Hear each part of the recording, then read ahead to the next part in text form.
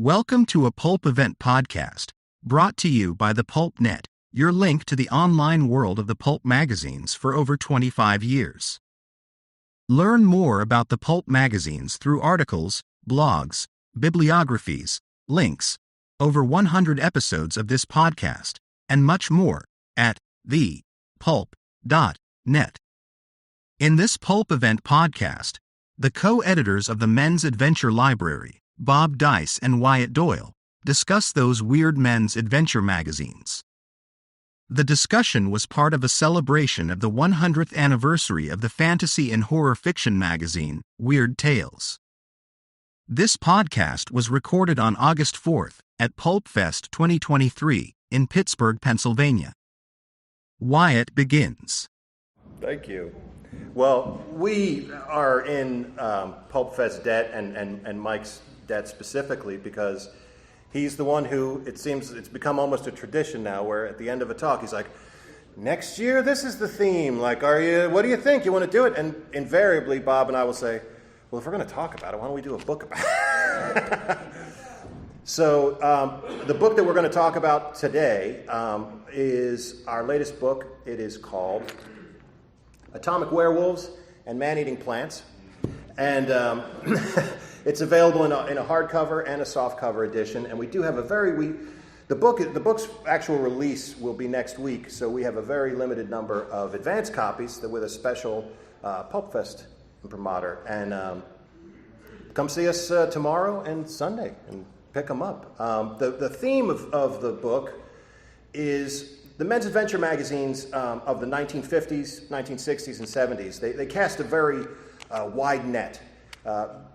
The stories that people know from them tend to be the more action-focused stories or the killer creature type story, Weasels Rip My Flesh style stories.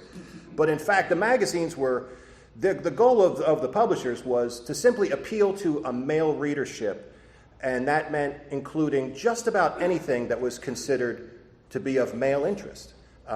So you would have tough crime fiction, war stories, but you would also have celebrity gossip. You might have celebrity profiles. You might have consumer reporting. Cheesecake photos. Absolutely, cheesecake photos. And so the stuff that a lot of people who haven't gotten to read the magazines, what they've seen, sometimes it's there's more there than people realize. And the theme of this book is the areas where, as weird as men's adventure magazines could get, there were times when they got even a little weirder and in fact intersected with the Weird Tales magazine, both the Weird Tales magazine and just the idea of weird tales in general. In fact, we'll just go through some of these really quickly. These are some of the appearances in men's adventure magazines of some much beloved Weird Tales authors. This is Ray Bradbury's Rocket Man, of course. This is a cover for True Weird. John Martin is the artist. And Bob, that's about a prophecy. That the actual story. It's not a satanic. Yeah, that was like a Nostradamus kind of thing. Mm-hmm. But the fact that what we find interesting is the fact that they didn't shy from this kind of weird imagery, even when it didn't tie in precisely with the story. Great mummy. That's a great mummy illustration by John Leone. That's from 1957.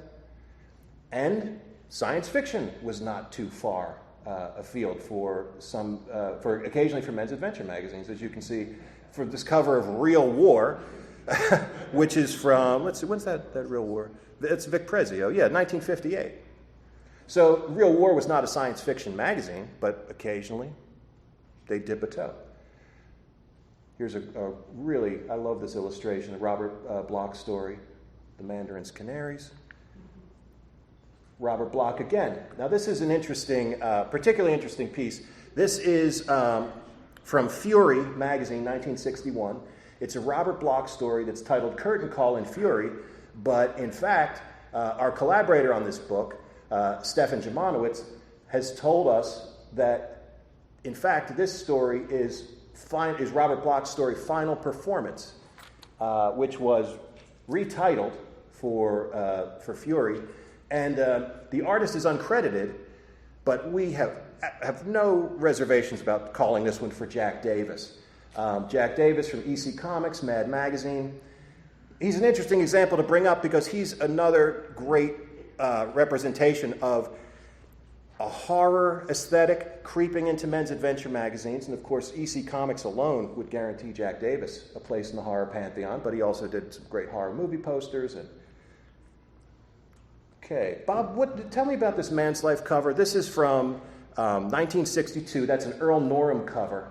And we've always called it the zombie cover. We've always called it the zombie cover, but in the story, those are dead bodies popping up out of the river. They're not live zombies, they're just dead bodies. And then here we see in this issue of Peril from 1962, that's John DeWillow.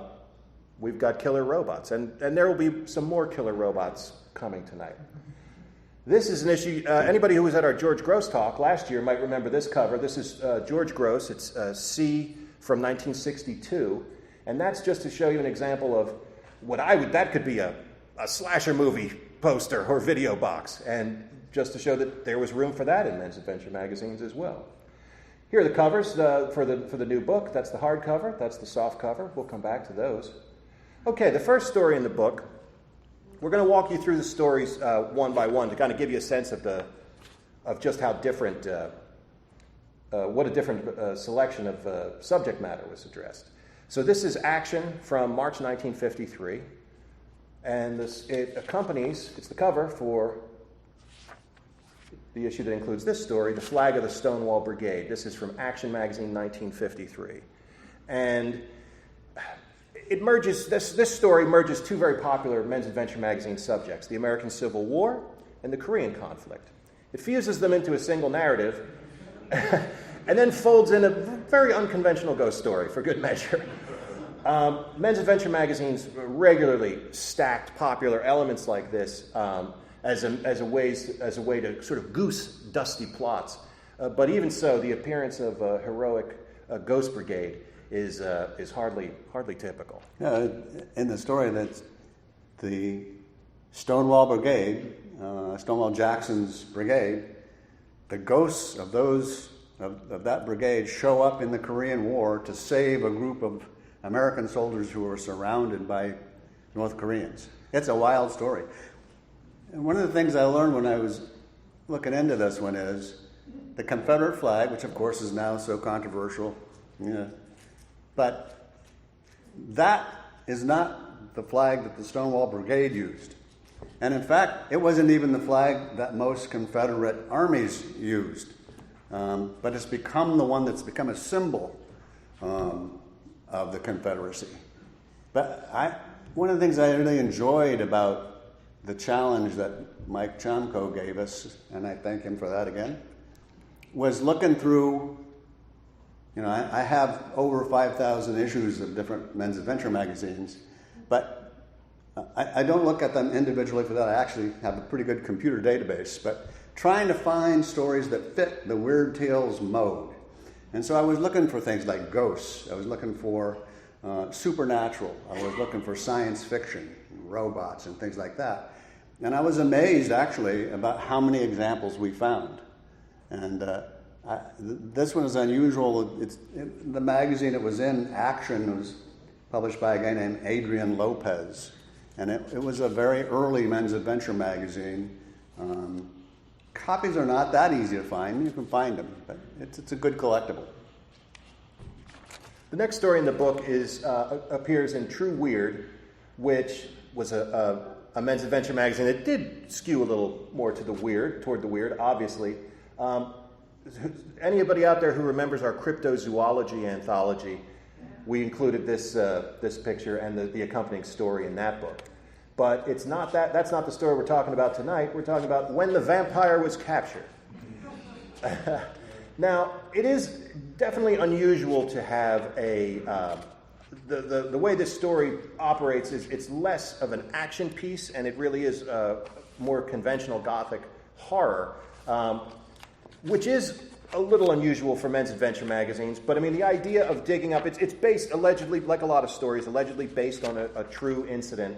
And the idea of digging up an unusual, shocking, or violent historical event and retelling it for a contemporary readership was pretty standard for men's adventure magazines. Those kind of pieces were always a big... the thing that makes this a little special is the fact that there's a supernatural creature involved. Okay, Vampires Rip My Flesh, Man's Life from March 56. Which predated Weasels Ripped My Flesh, by the way. Weasels Ripped My Flesh was on Man's Life, September 1956. Man's Life, and that title, that format of title appeared many, many times with just about any creature you can imagine. There's just something about putting an animal name followed by Ripped My Flesh that just flies off the shelves.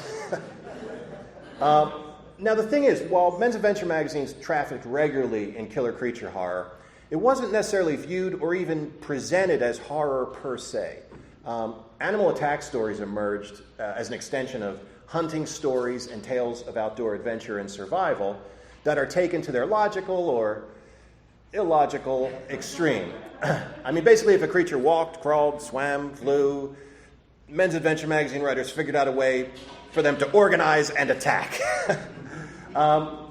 And, of course, men's adventure magazines would sort of turn up the volume on any story, any kind of fiction they published. And so that's how wilderness adventure essentially mutated into what can be described as incognito horror fiction. Now, as you can see, that's the interior spread for that. It's a little less dynamic than the cover, although it does reproduce a detail from the cover.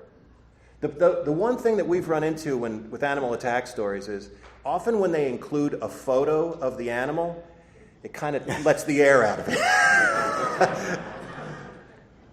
Okay, Sport Trails. This is Sport Trails from spring 1957. And that brings us Island of Doom by Bill Wharton. It's an odd story because it purports to be true, and it starts by telling a story of some adventurers who come across a beast that's not very clearly described. They clearly don't want to be, the writer did not want to be pinned down to any particular creature, since there is no creature that really looks like that or behaves the way the killer creature in the story does. What this story actually does is it ends up splitting off into three sort of half stories. The initial story, which, as that sort of resolves, they immediately reference two earlier encounters on the same island that are a little more bloody and result in more casualties. The interesting thing about it to me is the fact that none of those stories is really told in what you would call a complete accounting. It's sort of like you get a little slice of it here, and then you get two more little slices of it, and you kind of assemble it more in your brain, much like the creature itself. You're sort of working with the clues that they provide you, and it's also nice because it's typical of men's adventure magazines to take something small or almost insignificant or incomplete and really blow it up into something grander and more dramatic. All right, Man's Life again.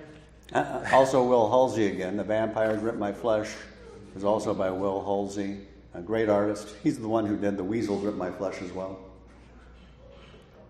Now, the story in this one, you might think it would be a cover story, but in fact, it's our book's paperback's cover story. Trapped by a man-eating tree. Vegetation with a taste for human flesh has, of course, been a part of folklore the world over. I mean, there's so many man versus plant stories in weird pulp fiction, in movies, in comics, in TV. I mean, in Weird Tales, Little Shop of Horrors is probably the most famous these days. But this story was written it's credited to Robert Moore. It's actually Robert Moore Williams, who is a very prolific author. We figured what, like about 20? He did about 20 science fiction novels, I think. Yeah. And tons of short stories, I think. Yeah, I can't remember how many at this point. He was a regular. He made a lot of appearances in Crestwood Publications titles like Man's Life and True Man Stories. And like this story, a lot of his stories follow the as told to approach, which was very popular in men's adventure magazines. It lent a certain realism to it, the idea that there'd be two people credited, such and such, as told to the author. And it just was a way to add credibility to the stories. Well, one of the things that I like about men's adventure magazine stories, including this one, is you would think that it's just a silly story, okay? And Mad Indian Plan, it's got to be comic book silliness or something like that. But it's not. It's dark. A lot of the men's adventure magazine stories were definitely, adult fiction, and the characters often got killed or maimed in various ways, and it wasn't lighthearted. It was dark stuff.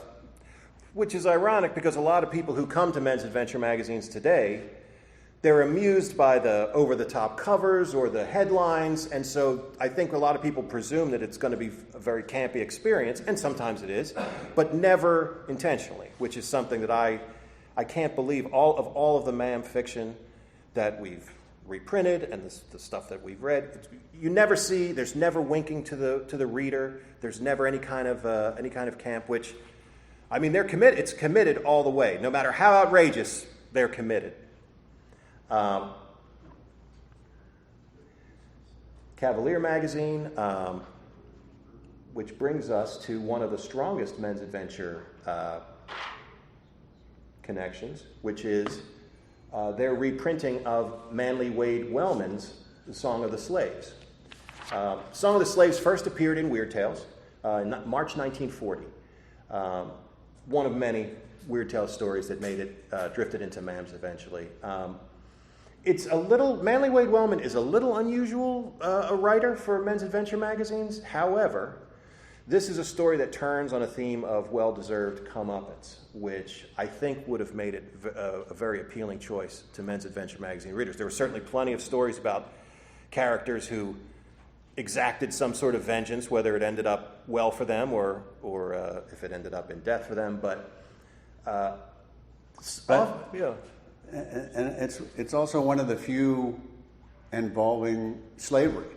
I mean, the guy who the slaves get revenge on in a supernatural way was a slaver, and it's another dark story, and you feel good about the ending because the slaver gets his just desserts. I just think it's an incredibly interesting story, and Wellman and some of the other writers who were reprinted in men's adventure magazines, is one of the other things I thought was interesting when we started to do this book is it's another thing that connects the DNA between pre-World War II pulp magazines and men's adventure magazines. They had some of the same publishers, some of the same writers, some of the same artists, came into both realms. And the publishers of men's adventure magazines, a lot of them had a fairly limited budget, and so reprinting old pulp magazine stories was not that uncommon because they didn't have to pay for it. Now, we'll just have a quick look here at the story's original publication in Weird Tales, and that's the illustration that accompanied it, which that's Harry Furman. And one of the things I found interesting as we were comparing and contrasting the Weird Tales version is the fact that the difference in the approach taken to the illustrations. This Weird Tales illustration is, I would say, is classic Weird Tales. It's quiet, it's calm, it's menacing, whereas the men's adventure magazines, the emphasis was on action, movement, a lot of realism. So here you have the same story, essentially. The version that ran in Men's Adventure magazine was actually a little bit shorter, which we think was probably trimmed for space, because there's certainly no content missing that seems relevant. But essentially the same story with two very different approaches to illustration. Now here's where the next story is one that we were kind of surprised we were able to pull off, I think, which is the inclusion of H.P. Lovecraft's The Rats in the Walls, which certainly among his most famous and frequently reprinted stories, originally from Weird Tales in March 24. It's probably the story in this collection that has the least direct linkages to classic men's adventure magazine fiction. However, certainly there was no shortage of rats in men's adventure magazines. And cannibalism, which is another feature of the story, was another topic that came up in men's adventure magazines in various guises and various strains. So I think the key thing for me that we learned putting this book together, that I learned putting this book together, was the different ways, sometimes inventive, sometimes just like, oh, that's so apt. The ways that the stories that would be, the weird stories that were selected for men's adventure magazines were chosen, I contend, just as much for how neatly they could fit into a men's adventure magazine. And so the Lovecraft story, like I say, is kind of the most challenging fit, and yet there are still connections to be made. Okay. This is Adventure Magazine from August 1961, and we have a rather notable author in this one, too. The author of this story is Gardner Fox. Is everyone familiar with Gardner Fox? Bob, can you give us a little on Gardner Fox? Or off the top of my head? Oh, never mind. Well, I know, he wrote many novels under his own name and various others, and dozens of short stories. And one of them was, one of my favorite series that he wrote was The Lady from Lust, which was the answer to The Man from Orgy back in the day. There's a website now that's reprinted virtually all of his stories and novels that you could read for free. And I asked him, does he have an estate? I said, not that we know of. So I guess they're reprinting them without worrying about that. Yeah. But he wrote all kinds of stories, and he's really good. And his work for DC Comics, a lot of people know him from that. I mean, the original Flash, Hawkman, Dr. Fate, original Sandman, and I think he did a lot of comics. Yeah. This story it's spaceships, a vengeful robot. I mean, it's again, it seems far afield for men's adventure magazines, but at the same time, as we mentioned before, stories about plotting payback, stories about revenge. Those were very familiar and most welcome in men's adventure magazines. So even though this is a very unconventional setting, at its heart, it is a men's adventure magazine story that's really not out of place. And it has a really good twist at the end. Mm-hmm. Okay, this is Adventure from October 1961. Great shark cover. That's Vic Prezio? That's a Prezio, yeah. And just because we had it, we figured you might like to see it without the headlines as well, because it really is quite a piece of work. And the story that we've included from this issue is The Hunted by Rick Rubin. Again, we see it's a story of robots, and in this case, they're pursuing a couple, a man and a woman, through the wilderness. Again, an unconventional notion for men's adventure magazines to have stories about robots pursuing people. However, pursuit stories were very common, and I think that it seemed like as long as they could keep it roughly in the neighborhood of what their readers were interested in, their readers were happy to have it. And that interior illustration is by a guy named Bruce Minnie, who was one of the great men's adventure magazine artists. He also did paperback covers. We happened to know Bruce before he passed away. And yeah, the book is The Man Who Painted Everything, right? Yeah, and when he and his son-in-law set me up for an interview with Bruce, I don't know, years ago. And the interview that I posted on my menspulpmags.com blog got a lot of positive feedback, and it helped Bruce's son-in-law,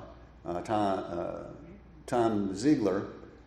He decided, hey, I should do a book, and he did, and it's called The Man Who Painted Everything, and I highly recommend it. Great book. Yeah, Minnie was an amazing artist. I mean, so I mentioned at the start of this that we worked with Stefan Jamanowitz on this book. I feel certain a lot of people here are familiar with his work as an editor. And he brought up a really interesting point in his comments where he said that three of this book's science fiction selections, The Man Who Couldn't Die, the Gardner Fox story, The Hunted by Rick Rubin, and a third story, which we'll conclude with. They were all first published in Adventure. Now, Adventure was a magazine with a pulp pedigree that goes back to 1910. Adventure predominantly focused on daring and intrigue and tales of exotic adventure. But in 1920, the magazine coined the term off-trail, and that was their designation for the occasional story that strayed outside the boundaries of realism. Adventure had pretty much scrapped the off-trail categorization by the 1960s, but these stories are very much in the spirit of why that categorization was created in the first place. Okay, again, this is another George Gross cover on C for Men. You might remember this one from our talk last year. And this is the story in this issue is called The Werewolf and the Cowboy. And there's some thought that men's adventure magazines had really dynamic and exciting artwork that made up for their weaker storytelling, which sometimes that's accurate sometimes, but other times the story is just as good as the artwork or better. And sometimes, like in the case of The Werewolf and the Cowboy, the story is pretty damn good. The artwork?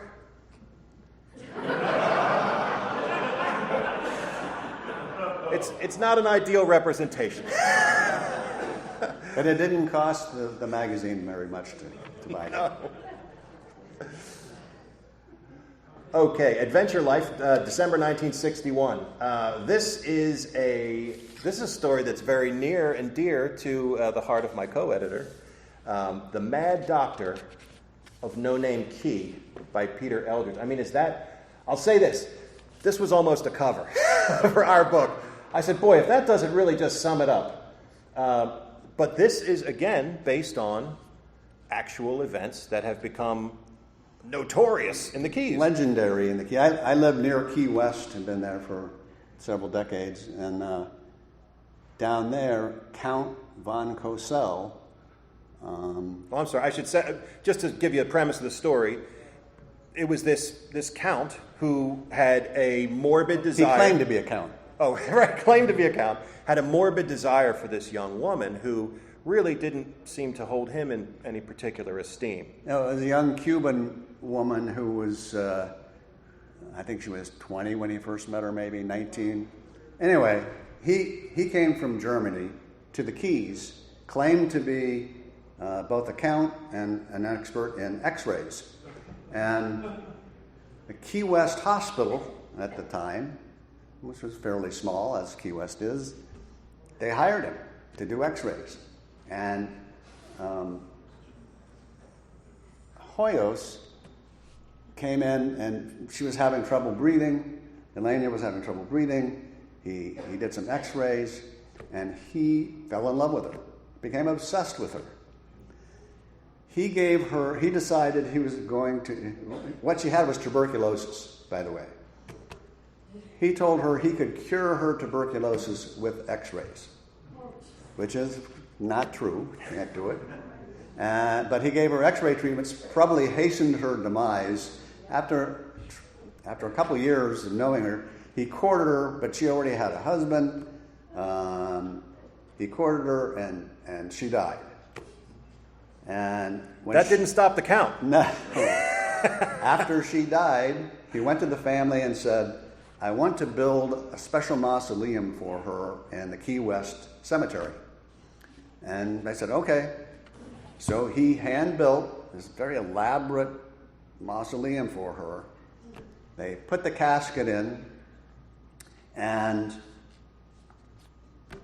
unknown to almost everybody else, he came back one night, stole her coffin and her body, and took it to... He was at the time, he was living in the body of an old airplane on a beach in Key West. He was a weird kind of guy. He lived inside this plane.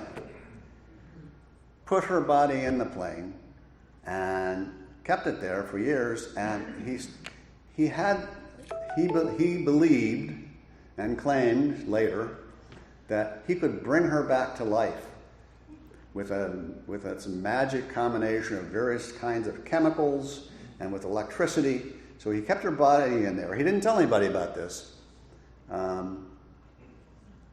But at some point, the family got suspicious, and they went to his house, his plane, and found out Elena's body was there, mummified. He had mummified her with various chemicals.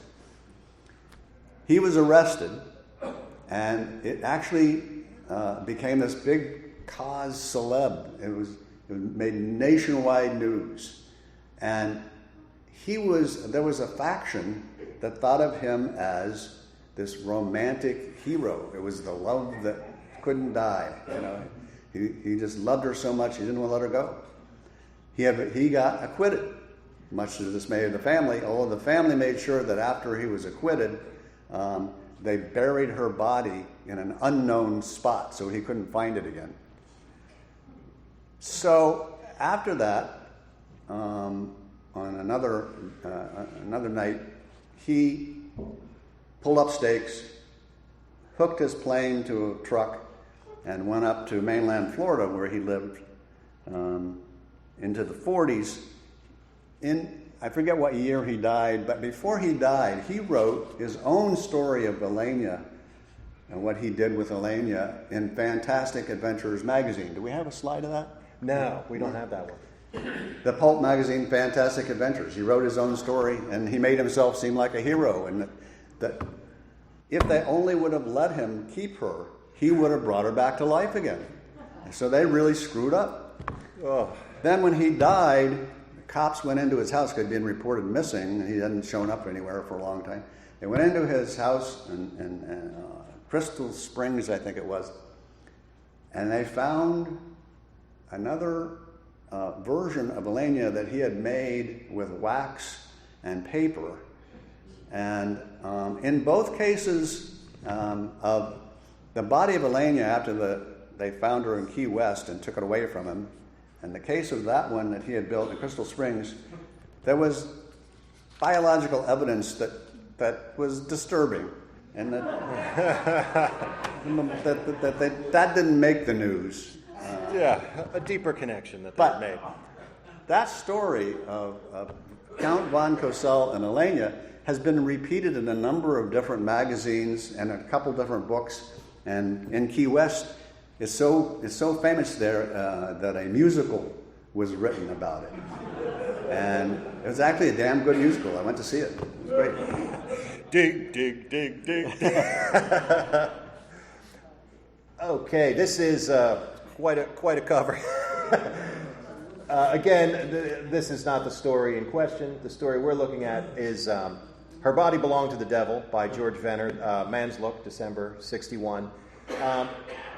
Really, a lot of the appeal of men's adventure magazines was the escape from reality that they provided readers. And key to the escapist entertainment is the thrill of danger, adventure, and sex experienced vicariously through the characters. Her Body Belonged to the Devil is sort of, I guess it would have to be the men's adventure magazine equivalent of a reader's confession type of story, or a Penthouse Forum letter.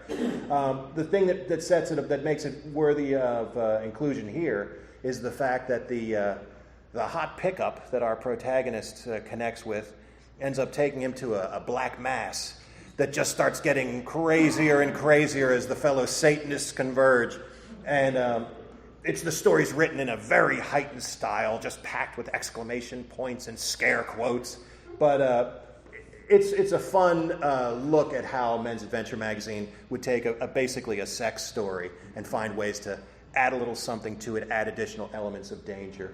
One of the minor Men's Adventure magazine bits of trivia associated with that one is that the interior illustration is credited to Arnie Arneson.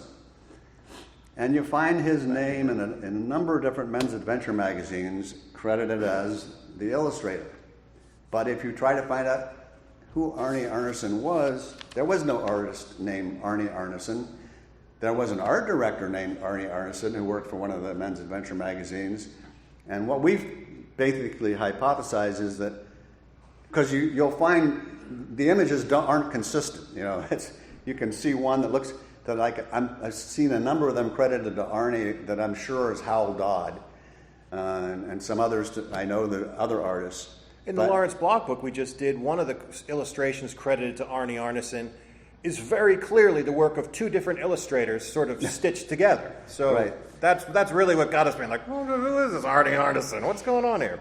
But men's adventure magazines never had a problem doing things like that. It wasn't anything anybody ever challenged.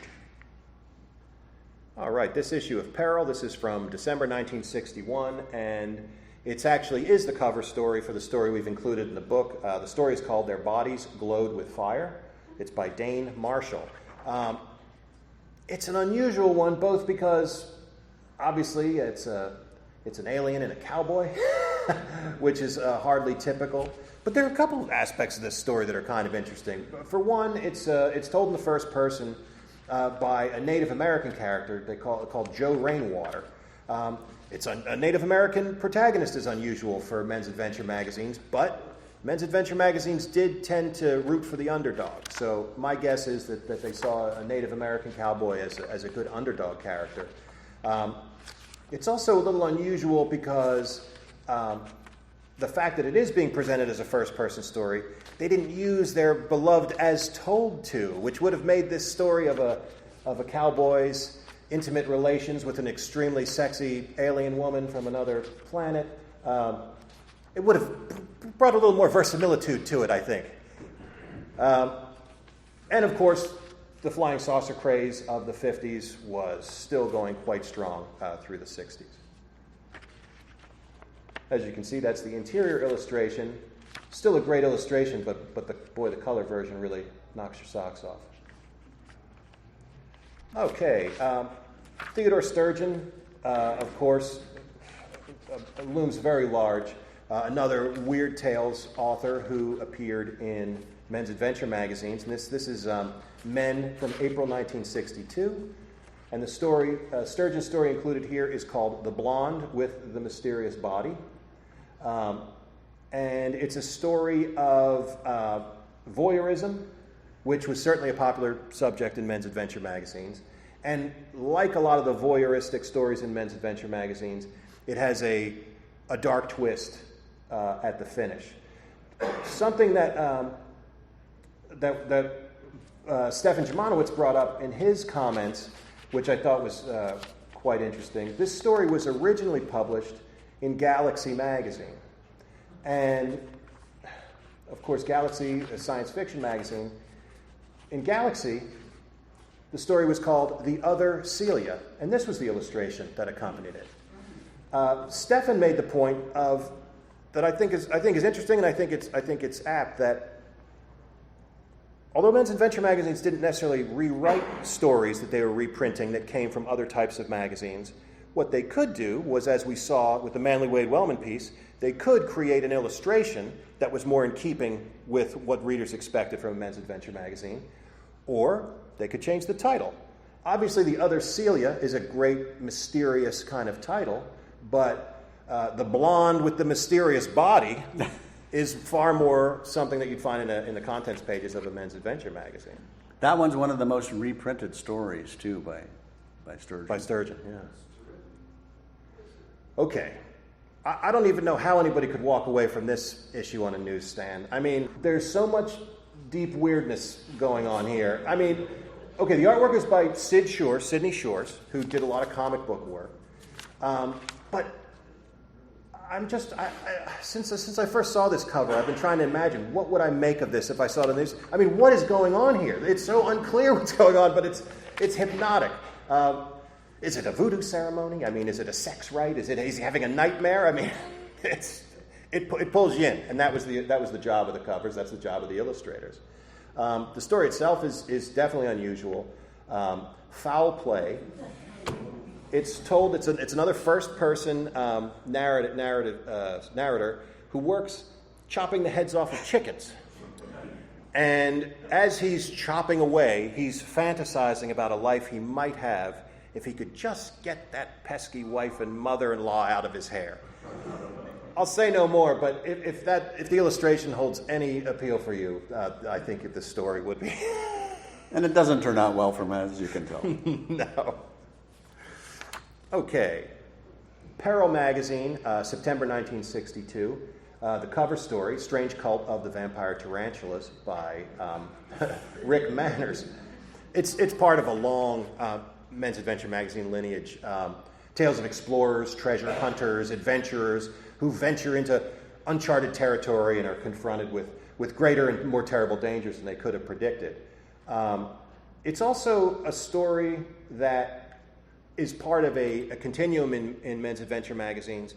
What Stefan coined the phrase Dr. Moreau meets Dr. Mengele, where you've got these mad scientists, generally Nazis, either active Nazis or Nazis in hiding, who are performing bizarre experiments, usually on gorgeous women who are depicted in the artwork. The thing about these is the emphasis here is more on adventure and thrills than the specifics of the protagonist's torment. And I mention that because our next story takes us to the next level of these types of stories, which got a little heavy. Oh, I'm sorry, we should point this out too. Occasionally, men's adventure magazine stories would be illustrated with photographs. And in this case, this purports to be the protagonist of the story and the leading lady. However, this is actually a still from a film called Safari with Victor Mature and Janet Leigh which men's adventure magazines did constantly. They would swipe photos from movies and drop them in as illustrations, claim they were news photos. Our book, Barbarians on Bikes, about motorcycle gangs in men's adventure magazines. Bob and I are both fans of biker movies. And as we're going through it, be like, Bob, this thing about a riot and that's from the Wild Angels. You'd be like, yeah. And he's like, oh, this one's from the other. So it was a common thing. I guess they could get away with it because they were publicity photos. There was no rule that said they had to identify them as such. Okay, Man's Story, September 1964. The term sweat mags gets bandied around a lot when it comes to men's adventure magazines. It was initially, we feel it was used as pejorative. It was a way to describe men's adventure magazines by people who disparage them. But it's been embraced by men's adventure magazine fans. Now, we tend to use that term only for a subset of men's adventure magazines, the wildest, low-budget titles that regularly featured cover art and stories featuring sadistic Nazis torturing scantily clad women and similar things that were rather envelope-pushing at the time. In this case, the woman happens to be our friend Ava Lynn, was the model for that lady, and the painting's by Norm Eastman. And as you can see, inside is a black and white reproduction. Ava's still alive and well and in L.A., by the way. Okay, so in the 1960s, cultural shifts and probably most importantly, some notable court decisions regarding the definition of obscenity led to a relaxing of standards regarding explicit sexual content in the magazines. So the story that we just saw that kind of dealt where I mentioned that Dr. Moreau meets Dr. Mengele kind of moved on into sweat mags. And then another thing that came into play with the rise of interest in the occult were stories about cultists, Satanists, modern druids who were still very interested in human sacrifice, and particularly mostly unclothed women. Great artwork by John DeWillow, husband of Elaine DeWillow, who was probably even more famous artist, a paperback cover artist. All right, and now the last story in the book appeared in Adventure Magazine, 1966. Probably my favorite illustration in the book, Killer of the Cave. It is a post-apocalyptic adventure story in which a small group of surviving humans are being picked off one by some savage beast, man. It's unclear initially. And it's a little bit of a 10 Little Indian situation where it's like as more and more of the suspects start turning up dead, it starts going, well, who is the killer? Now, the story's a lot of fun, but the thing that's really special about this is the artwork, which is by Basil Gogos, who you may know as the cover artist for many, many, many classic famous Monsters of Filmland covers. But Gogos began his career as an illustrator for men's adventure magazines. I'm sorry? Steve Holland, is almost every men's adventure magazine artist's favorite male model. The female model is a woman named Joan Stein. I know that because before Basil passed, I had interviewed him and he ID'd her for me. This, I think, tell me if you disagree, and we're going to look at two other ones before we wrap it up. But these are two other Gogos pieces that appeared on men's adventure magazine covers. And I think you'll find that this piece is probably the closest in terms of his style to what we saw in his famous Monsters covers. Oh, and you mentioned Steve Holland. I mean, part of the reason Steve Holland is a legend, I mean, look at that expression, his pose. It's just perfect. I mean, Steve Holland, I think, made a case that he was a pretty damn good actor as a model. This is a Basil Gogos cover. Again, it's a great cover, but it doesn't really look as much like the Basil Gogos style that we know, especially the famous Monsters pieces. And this is another Basil Gogos cover, from which we did include in our Barbarians on Bikes. One of the reasons I think Wyatt included the covers in our presentation today is because the book, both the paperback and the hardcover, are lushly illustrated, which is one of the other things we like to do with all of our books, not just depend entirely on the stories. Although, our other new one, by Lawrence Block, we reprinted a book called The Naked and the Deadly that you will see if you come to our table. It's stories by Lawrence Block that appeared in men's adventure magazines, and although we lushly illustrated the hardcover, Wyatt had the idea of this time of doing a regular trade paperback edition for the paperback that's not so lushly. It has illustrations, but it has a few, not full color or lushly illustrated. They're not the focus. Not.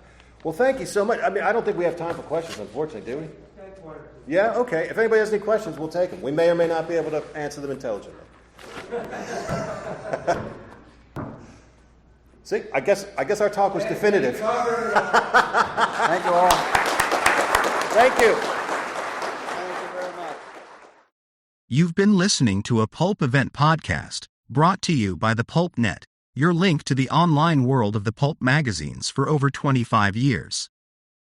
Learn more about the pulp magazines through articles, blogs, bibliographies, links, over 100 episodes of this podcast, and much more at thepulp.net. Also, look for the Pulp Net on Facebook, Instagram, and Twitter. Thank you for listening, and keep reading the pulps. This Pulp Event podcast is copyright 2023 by William P. Lampkin. All rights reserved.